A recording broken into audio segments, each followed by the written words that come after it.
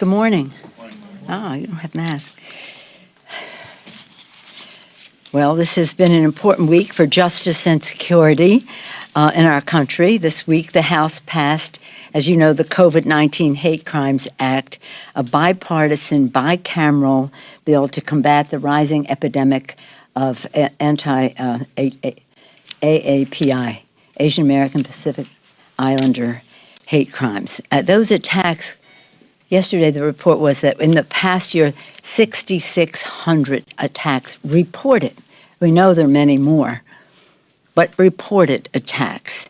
As someone blessed to be from a district, as I am, with a large AAPI population and community, this is something that I see regularly, and I'm therefore very grateful to Congresswoman Grace Meng and Senator Mazie Hirono for their leadership.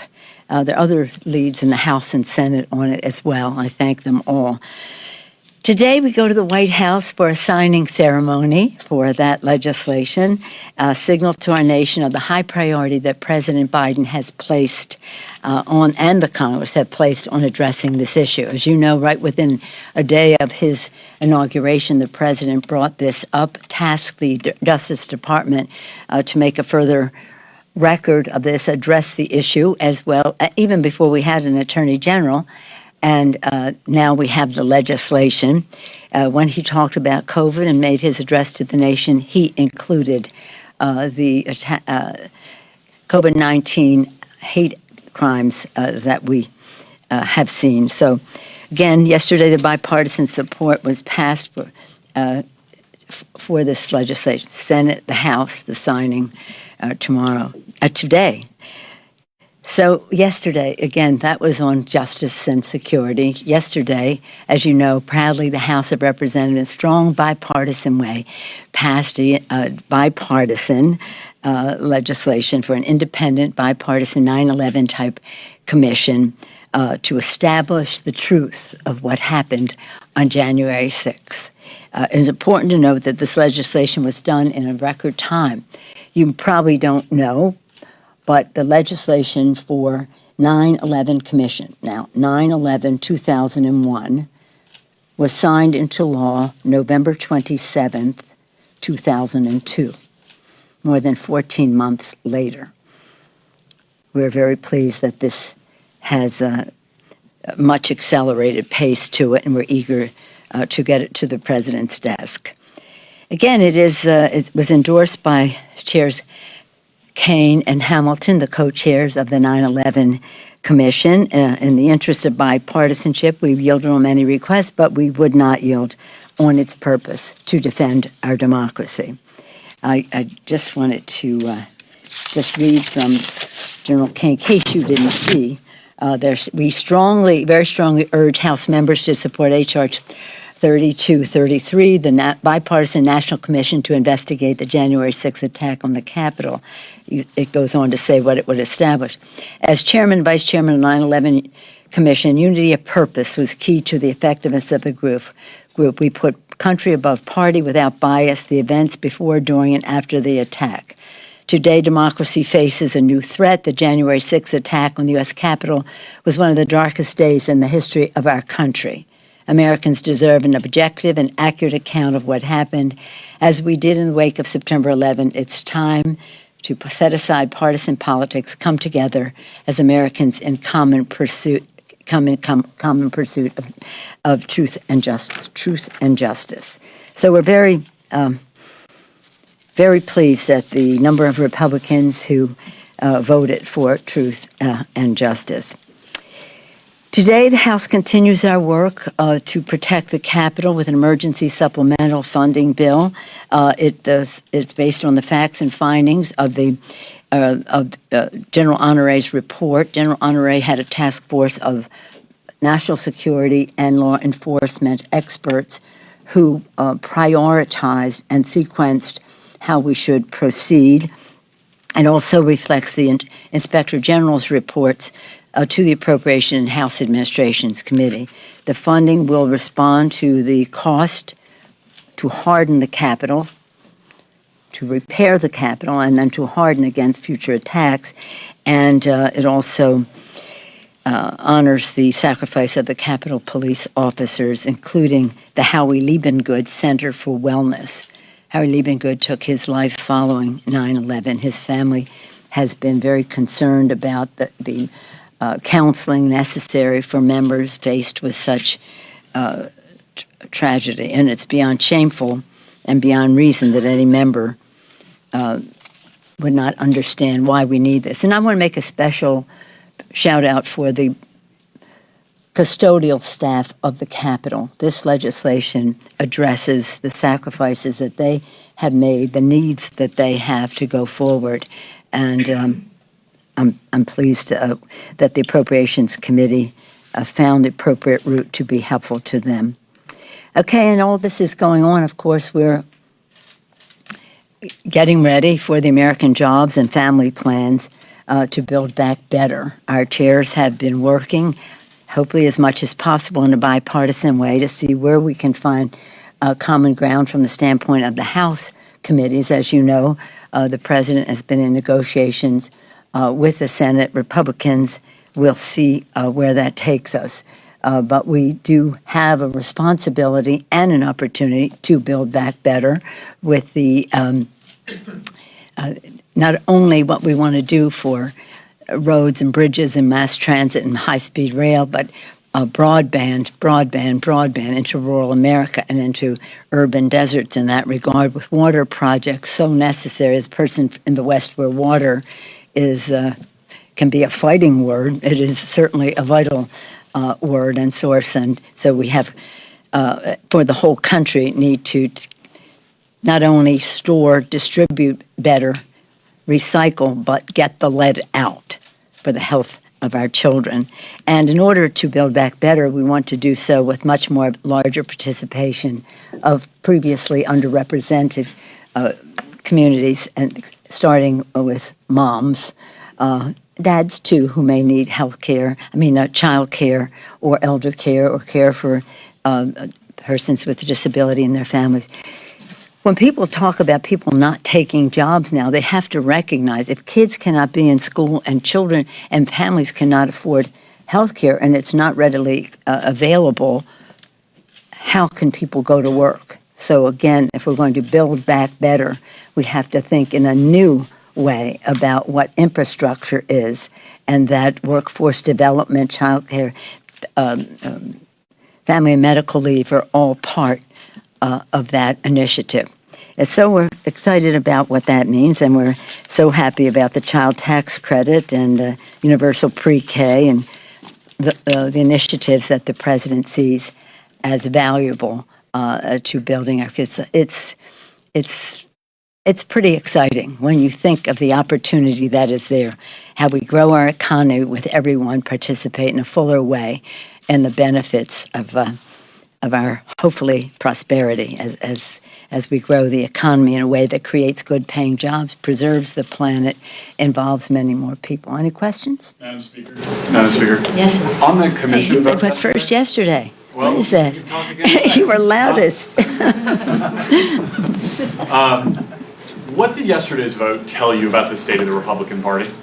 You know, I'm not here to analyze the Republican Party. All I say is to my Republican friends, and I do have them, take back your party. This is the grand old party, the party that's done so much for our country. And quite frankly, many Republicans have courageously withstood the, shall we say, assault on our democracy that has gone forth. When you think of the Republicans and the courage that they've had in the electoral system in our country, and election decisions that have been made to support the fact that the election was legitimate. Many Republicans were the ones who came forward. So I think that there's some courage that needs to be recognized in the party, certainly in our body, Liz Cheney and others. But it's not for me to analyze them, except to say, as one who has served with Republicans for a long time in the Congress, this is a different, I would say breed of cat, but I love our kitten, Daisy, so I'm not going to say breed of cat. I don't want to do that to cat, my granddaughter's Bella's Daisy. But it is interesting to see 35 members coming forth. I'm very proud of them. And it was a recognition that this was a bipartisan product, negotiated in good faith, that all of a sudden they wanted to say, well, if it isn't Black Lives Matter or something like that, taking their eye off the ball, January 6th. Yeah. Good morning. Good morning. We saw the guidance. We saw the guidance yesterday from the capital attending physician. We saw Drew's statement as well, clarifying some of that. How does that pertain, though? And I've asked you about this before. People keep saying, "Well, when can Congress get back to normal?" And the continuation of hybrid hearings and remote voting. And you just re-upped the remote voting until July. I understand the issue with the floor and what Dr. Monahan said. But with that issue, why shouldn't some of those things, like the remote hearing, get back to normal? Well, what the attending physician, and that's the guidance we have to go by, said is unless people are vaccinated, we have to continue to wear masks in our meetings and on the floor. And so that's what we are doing. It is unfortunate that a large number of people in the Congress have refused to be vaccinated, or I don't know what it is. I don't know, refused or have been vaccinated and don't want to admit. I don't know what that is because I shouldn't know. It's their personal business. But until they, as the doctor said, until they are vaccinated, we cannot have meetings without masks. But he was specific to the House floor, talking about that being a unique place where everyone comes to meet. Right. What about committees where you might Well, wouldn't have it be the 20, same 30, thing? 40 people? Yeah.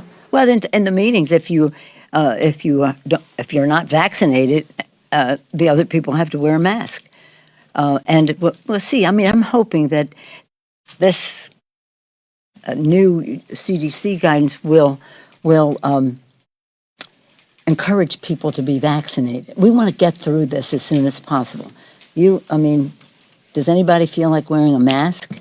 So, no, we all want to get through this, and we want to get back to much of the containment of visitors to the Capitol relates to COVID, not necessarily to what happened January 6th only.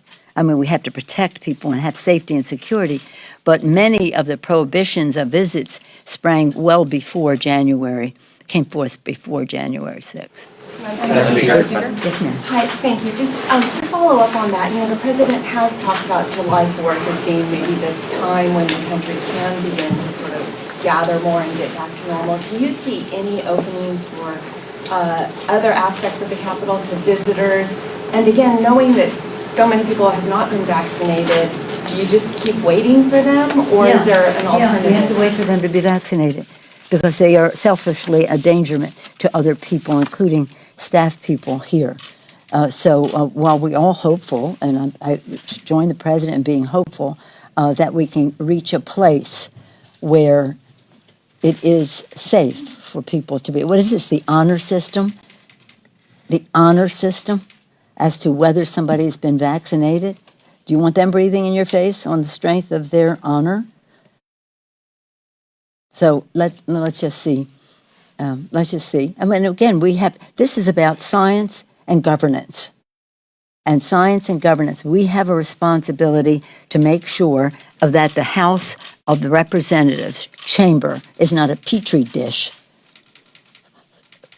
because of the selfishness of some not to be vaccinated, or to insist, or to wear a mask, because it requires us to wear a mask. I mean, we could come to a place where we say, if you don't want to wear a mask and you don't want to, if you're not vaccinated, don't even come to the floor.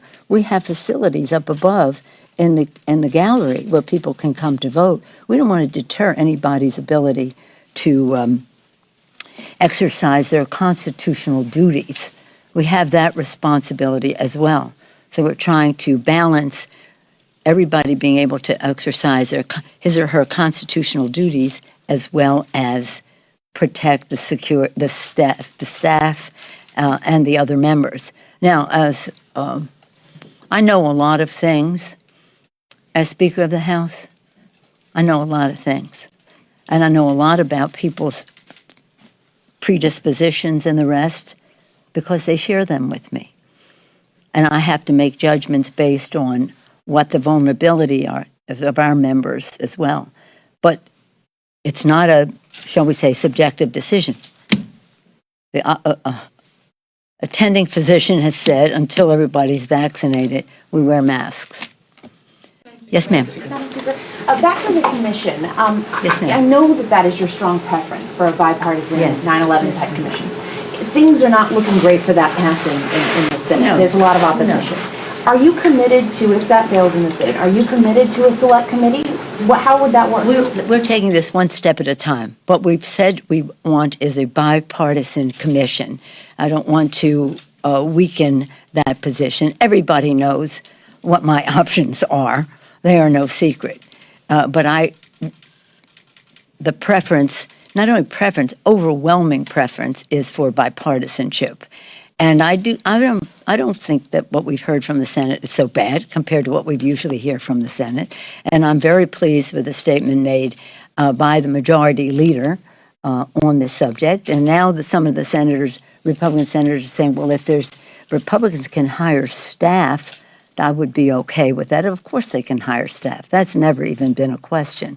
So we like that threshold that they want the committee to cross. I just want to follow up on that question. So it doesn't appear there's going to be an investigation no matter what happens, right? That's basically what you're saying is it's this and something else, but this Congress is not going to go by without some sort of large-scale probe into January 6th. Well, let's go back to 9/11. When 9/11, you saw it took 14 and a half months to get this signed by the president. Did you know that?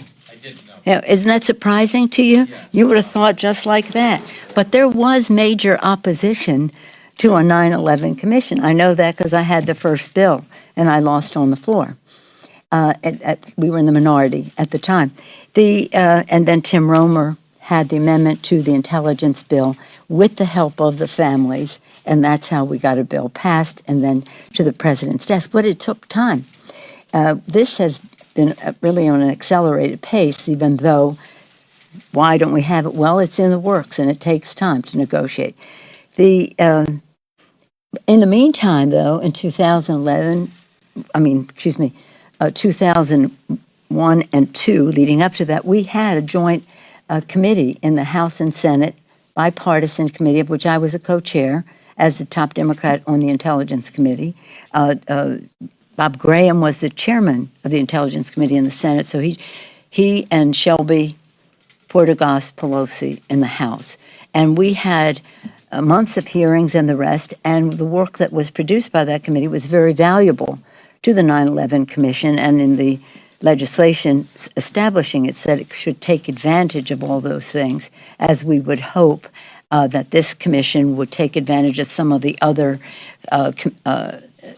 oversight committees' work. So let's just hope that we can have the clarity of a bipartisan commission with high-level national leaders on it, as the committee calls for, with expertise in the areas that are important, whether it's law enforcement, security, civil liberties, civil rights, privacy, different range. Read it. Well, it's in the bill. It's online. I said, well, let's just go that route. It's the preferable route to go. Why wouldn't we? Why wouldn't we? So. Yes, ma'am. Yes. Just a quick follow-up on that, but how long are you willing to wait when Democrats seem to have a real fear that what happened on January 6th could occur again? So how long are you willing to wait before Democrats decide to just go at this on their own? Well, we want, again, these things take a little longer time than those who want immediate gratification on an answer on something. We passed it yesterday. What is your answer today? It takes time for issues to be socialized, bills to be reviewed, and the rest. So, again, we want to bring it to the floor when it is ready. I mean, for them to bring it to the floor when it is ready. They may have some modifications in it, which we'll see what they are. Again, this is about prioritizing, sequencing, honoring the report of General Honore and the Inspectors General about what needs to be done. But I would like to have the trust that the Senate wants to find the truth as well. And let's just give them a chance to do that without hanging something over them about a timetable or other options that exist for the Speaker of the House. Just follow up really quickly about police reform. We're approaching that May 25th deadline Yeah. of the anniversary of the death of George Floyd. Right now, Democrats and Republicans have said that it doesn't seem like they would reach a deal. I mean, what does that say No, about it doesn't. the I don't talks? think they've said they're not going to reach a deal. We've heard from Senator Cory Booker, who has said that it's unlikely right now that it looks like they'll reach a deal by May 25th. Oh, by the May deadline. 25th, so that's So a what does different that say story. about I'm not a where you timetable stand? person. Those of you who may, I'm not a timetable person. I don't want to, shall we say, empower those who are opposed to it to say, well, they didn't do it by the date. No, to do it when you're ready, and it will be in a reasonable amount of time. The hope would have been that we could have done it by his birthday, but you can't do it until it's ready in the best possible way, and that is more valuable than having it a couple of weeks early or whatever. So I think I have great confidence in Karen Bass. I think that with all due respect to your question, it's unimportant in terms of the fact that it will happen is what is important. We would have liked to happen at a certain time. It's a legislative process. We're operating under circumstances that are unusual with people not here. Karen Bass says she will stay next week to hopefully complete, but to continue the negotiations. I have a great deal of respect for how this is being handled in a bipartisan way. We're very proud of Karen Bass for what she has done. And again, this is not just about us. The maneuvering internally and inside is very important. But as I say about every bill, inside maneuvering can only get you so far. The outside mobilization is what makes all the difference. And the outside mobilization we saw more than 1 year ago, after May 25th, was something that we'd never seen before. Across the world, people in the streets for days, if not weeks, millions of people speaking out against what happened to George Floyd. So there's opportunity. We'll have legislation. I don't think we should bemoan the fact of what day it is, as long as it is imminent and soon, and I think it will be. Thank you all very much. 103, 100. Yeah, sad. I stayed up so late, but we're still in the mix. We have the big Grizzlies game. That's a bigger part of the game. We'll be watching. Well, I like it. I asked that very late. I was watching the hockey. Okay. Hockey too.